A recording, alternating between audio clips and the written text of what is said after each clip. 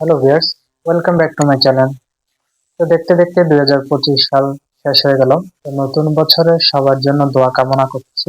সবাই যাতে নতুন বছরটা ভালো যায়, সবাই নতুন বছরে নতুন কিছু করুক। আজকের ভিডিওর টপিক হলো যে 2026 সালে এসে আমাদের কি এখনো 4G মোবাইল নেওয়া উচিত নাকি আমাদের 5G তে শিফট করে যাওয়া উচিত। তো আমাদের চ্যানেলটা যারা আগে থেকে ফলো করেন তারা অবশ্যই জানেন আমি নেটওয়ার্ক রিলেটেড কন্টেন্ট ক্রিয়েট করি। তো আজকে হঠাৎ মোবাইল রিলেটেড কন্টেন্ট মেক করার পেছনে একটা বড় কারণ আছে।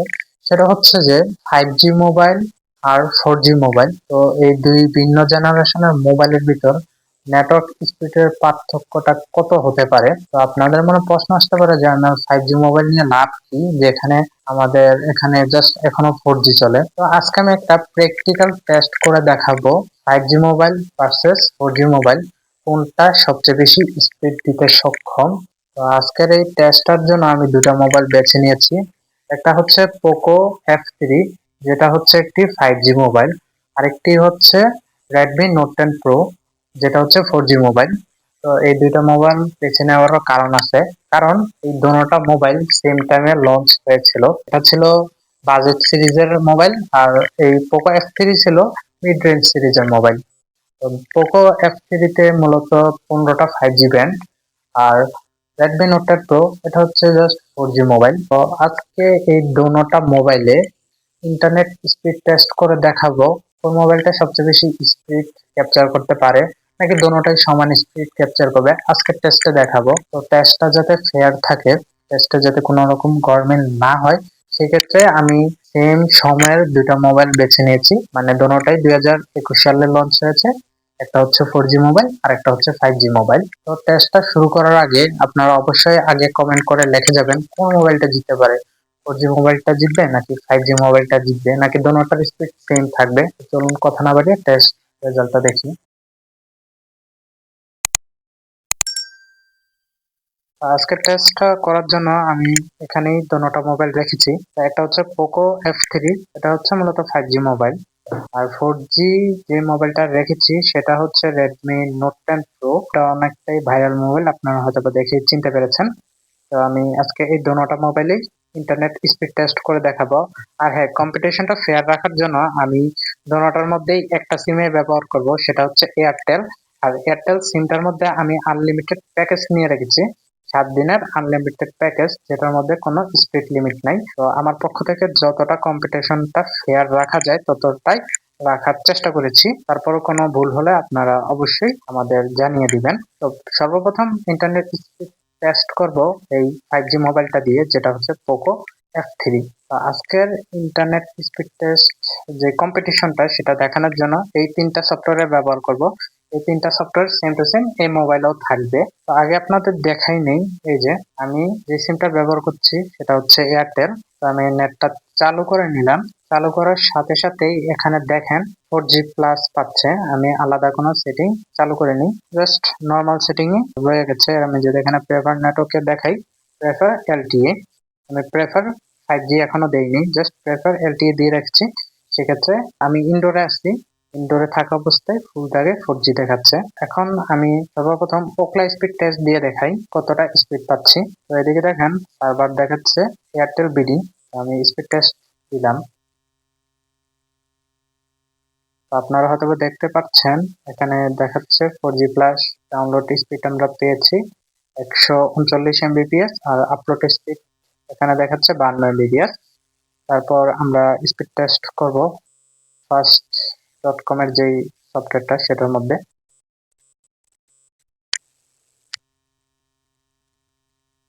তো ফার্স্ট ডট কম এ সেম 4G প্লাস পেয়ে রয়েছে। আমরা ডাউনলোড স্পিড পেয়েছি 120 Mbps, আর এখানে আপলোড স্পিড দেখাচ্ছে 14 Mbps। তো তারপর যে সফটওয়্যারটা আমি স্পিড টেস্টের জন্য ব্যবহার করব সেটা হচ্ছে স্পিড চেকার। এই সফটওয়্যারটা ব্যবহার করার কারণ হচ্ছে যে আমাদের একদম আইএসডি যে র স্পিডটা সেটা চেক করা।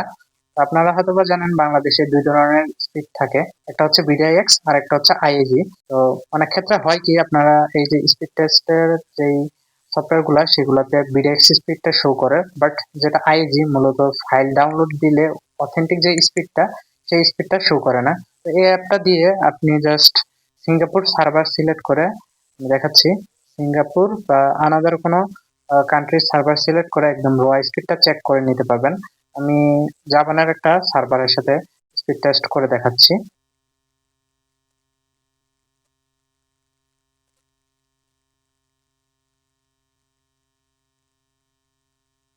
তো এখানে ডাউনলোড স্পিড পেয়েছি 52 এমবিপিএস আর আপলোড স্পিড পেয়েছি 16 এমবিপিএস।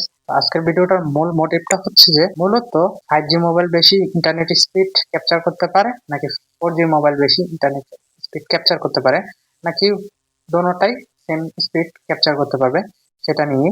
তো এই তিনটা অ্যাপ দিয়ে আশা করি আপনারা একটা স্পিড টেস্টের আইডিয়া পেয়েছেন। প্রথমত ওকলাতে পেয়েছি আমরা 139 এমবিপিএস। তারপরে স্পিড টেস্ট করেছিলাম ফাস্ট.কম, সেখানে আমরা ডাউনলোড স্পিড পেয়েছি 120 এমবিপিএস। তারপরে আমরা যেই সফটওয়্যারটা দিয়ে স্পিড চেক করি সেটা হচ্ছে যে স্পিড চেকার, সেখানে আমরা ডাউনলোড স্পিড পেয়েছি 52 এমবিপিএস। এভারেজে যদি স্পিডটা আমি বলি সেক্ষেত্রে সেটা হচ্ছে যে 104 এমবিপিএস। এখন একটা জিনিস চেক করে দেখাচ্ছি, আমাদের এই যে মোবাইলটা কয়টা ফ্রিকোয়েন্সির সাথে কানেক্টেড অবস্থায় আছে। তো সেটা চেক করার জন্য আমি একটা সফটওয়্যার ব্যবহার করব যেটার নাম হচ্ছে যে নেটমনস্টার। এই সফটওয়্যারটাতে মূলত দেখা যাবে এই মোবাইলটা বর্তমানে কয়টা ফ্রিকোয়েন্সির সাথে কানেক্টেড অবস্থায় আছে, কয়টা ব্যান্ডের সাথে কানেক্টেড অবস্থায় আছে। তো আমরা এখানে দেখতে পাচ্ছি যে এখানে যদিও রবি শো করছে, তবে এটা মূলত হচ্ছে যে এয়ারটেল সিম। আপনারা হয়তো জানেন এয়ারটেল আর রবি দুটোটা সেমই সিম। তো এখানে এই 5G মোবাইলটা যেটা হচ্ছে পোকো F3 সেটা তিনটা ব্যান্ডের সাথে কানেক্টেড অবস্থায় আছে। দুটোটা হচ্ছে 20 আর একটা হচ্ছে 50 মেগাহার্টজ এর। আর এখানে আমি যদি ব্যান্ড গুলা দেখাই সেটা হচ্ছে 1800, 2600 আর 2100, এই তিনটা ব্যান্ডের সাথে এই মোবাইলটা কানেক্টেড অবস্থায় আছে। তারপর আমরা এই 4G মোবাইলটাতে স্পিড টেস্ট করব আর দেখাবো একসাথে কয়টা টাওয়ারের সাথে এই 4G মোবাইল কানেক্টেড থাকতে পারে। তো এখন আমি এই মোবাইলের সিমটা খুলে নিয়ে এই মোবাইলে লাগাবো।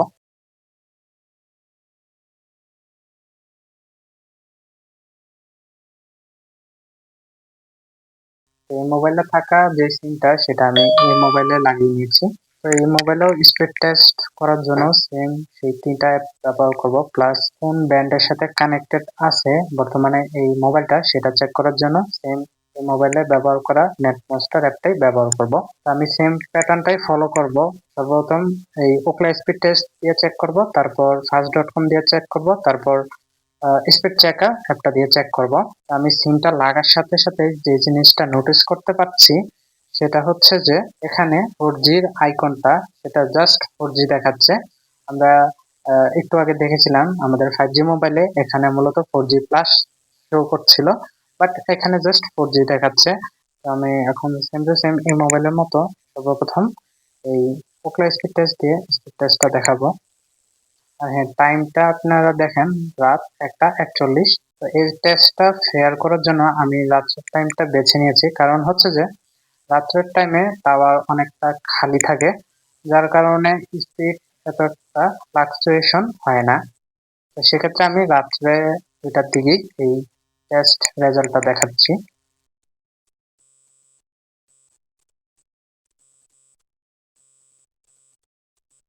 তো স্পিড টেস্ট শুরু হয়ে গেল। তো সাথে সাথেই আমি এই দুটোটার ভিতরে একটা পার্থক্য বোঝা শুরু করেছি। এখানে দেখেন 35 এমবিপিএস ডাউনলোড স্পিড পেয়েছে, আর এখানে আপলোড স্পিড দেখাচ্ছে 35 এমবিপিএস।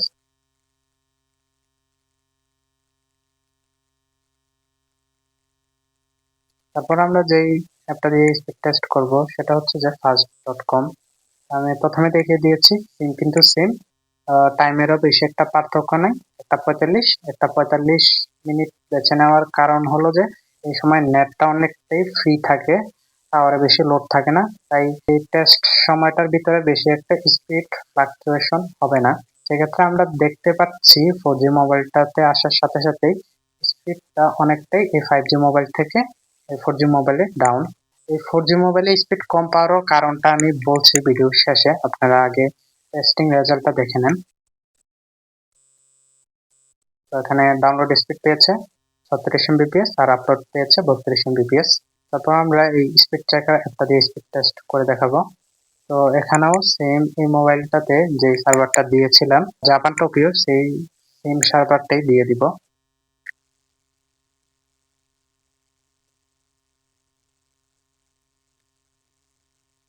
তো এখানে ডাউনলোড স্পিড এসেছে 44 MB আর আপলোড স্পিড এসেছে 8 MB। তো এটার মধ্যেও এই মোবাইলটাকে বিট করতে সক্ষম হয় নাই। তারপর আমি আবার সেম ওকলা স্পিড টেস্টটা আবার একটি স্পিড টেস্ট করে নিব, আপনাদের যাতে কোনো রকমের কনফিউশন না থাকে যে একটু সময়ের ভিতরে স্পিডটা চেঞ্জ হতে পারে। কনফিউশনটা পুরোপুরি দূর করে দেওয়ার জন্য এই মোবাইলটাতে আবার স্পিড টেস্ট করে দেখাচ্ছি। এই যে দেখেন 36 ডাউনলোড স্পিড পেয়েছে, আর এখানে আপলোড স্পিড দেখাচ্ছে 37 MB, 37 to 38 MB। আবার ফাস্ট.কমেও আবার একটি টেস্ট করে দেখাচ্ছি।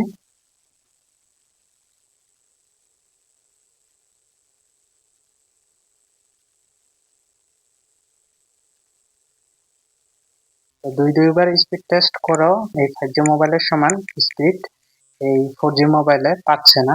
তো আপনাদের মনে হয়তো বা প্রশ্ন আসতে পারে যে হয়তোবা এই মোবাইলটার কোনো সমস্যা থাকতে পারে। না, এই মোবাইলটার কোনোই সমস্যা নেই। এই 5G মোবাইলে কেন স্পিডটা বেশি পাচ্ছে সেটা আমি এক্সপ্লেন করছি। আমি আমরা এই মোবাইলটাতে দেখেছিলাম 3টা ফ্রিকোয়েন্সির সাথে কানেক্টেড ছিল, 20 + 20 + 15। বাট এই মোবাইলে জাস্ট কানেক্টেড ফ্রিকোয়েন্সি দেখাচ্ছে একটা।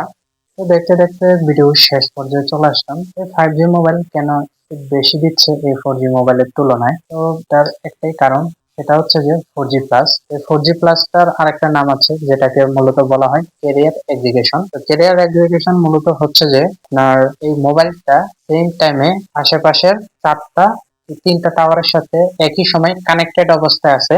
মানে এই 4G মোবাইলটা যেখানে জাস্ট একটা সময় একটা টাওয়ারের সাথে কানেকশন মেনটেন করতে পারে, একটা টাওয়ার থেকে ব্যান্ডউইথ নিতে পারে। বাট এই 5G মোবাইলটা কি করছে, আশেপাশের 3 থেকে 4টা টাওয়ার যেগুলা ফ্রিকোয়েন্সি এই মোবাইলে আসতেছে, তো সেই 3 থেকে 4টা টাওয়ারের একই সাথে কানেক্টেড থাকে, যার কারণে এই 5G মোবাইলে জাস্ট একটা টাওয়ার না 3টা টাওয়ার থেকে ব্যান্ডউইথ নিতে পারে। তো একটু আগে যে নেট মনস্টার অ্যাপ্লিকেশনটা দেখিয়েছিলাম সেখানে দেখছিলেন যে এই পোকো F3 একই সাথে 3টা ফ্রিকোয়েন্সির সাথে কানেক্টেড অবস্থায় ছিল। বাট আমি যখন এই Redmi note 10 pro net monster অ্যাপ্লিকেশনে দেখেছি, এটা জাস্ট একটা টাওয়ারের সাথে মানে একটা ফ্রিকোয়েন্সির সাথে কানেক্টেড অবস্থায় ছিল। আশা করি আমি আপনাদের সহজভাবে এক্সপ্লেন করতে পেরেছি। তো আপনাদের মনে হয়তো বা প্রশ্ন আসতে পারে যে আমার তো 4G ডিভাইস, বাট আমার অনেক সময় মোবাইলে 4G প্লাস দেখায়। তো সেটার একটা কারণ হতে পারে যে মোবাইল অপারেটররা কিছু কিছু স্পেসিফিক জায়গায় এই 4G মোবাইলের কিছু কিছু ফ্রিকোয়েন্সি আনলক করে দেয়, যার কারণে এই 4G মোবাইলটা 2 থেকে 3টা টাওয়ারের সাথে কানেক্টেড থাকে।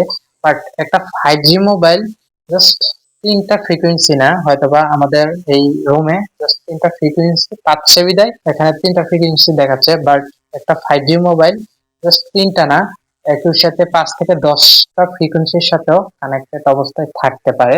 যেমন আমার এই মোবাইলটা একই সাথে 15টা ডিফারেন্ট ফ্রিকোয়েন্সির সাথে একই টাইমে কানেক্টেড থাকতে পারবে।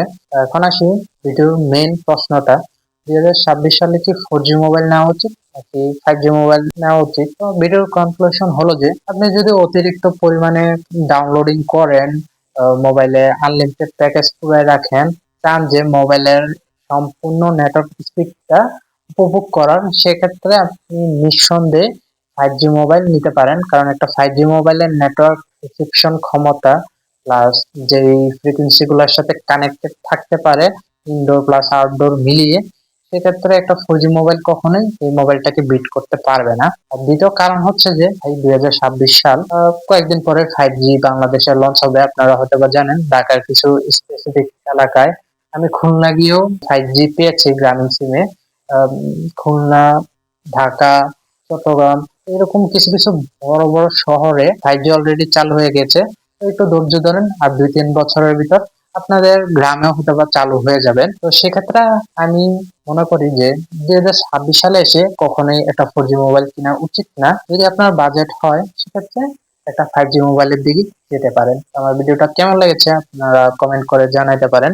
আমি আর কোন ধরনের কন্টেন্ট দিতে পারি সেটাও আমাকে সাজেস্ট করতে পারেন। তো আজকের জন্য এটুকুই। ভিডিওটা সম্পূর্ণ দেখার জন্য আপনাদের ধন্যবাদ।